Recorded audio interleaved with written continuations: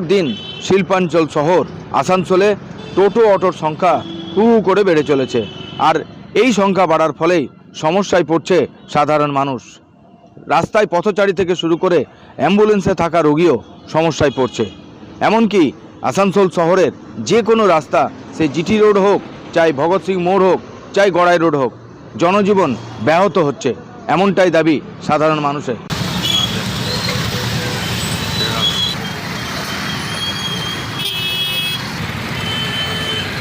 আমি বাড়ি থেকে বেরোই তখনই আমি বাড়ি থেকে বেরোতে পারি, এবং টোটো তো একদম লাইন ধরে, মানে রাস্তাটা যে আমরা ফুটপাতে চলবো সেই রাস্তাটুকু পর্যন্ত ওরা নিয়ে নিচ্ছে।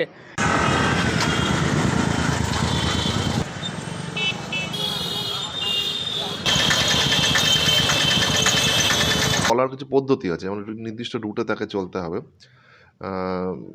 সেভাবে চলছে। তা আমরা তো যারা ধরুন রুট মেনে চলছে তারা তো ঠিকই আছে, যারা চলছে না তাদের এগেনস্টে আমরা অ্যাকশান নিচ্ছি, কিছু রেডও করছি, আমাদের তরফ থেকে হচ্ছে, ট্রাফিকের তরফ থেকে ওনারাও করছেন।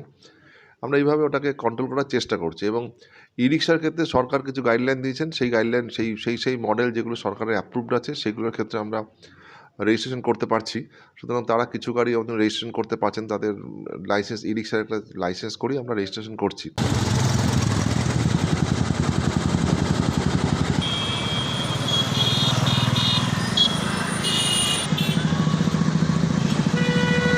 দেখার টোটো অটোর দৌরাত্ম্য থেকে শহরবাসীকে কবে মুক্তি দেয় প্রশাসন, তা সময় বলবে।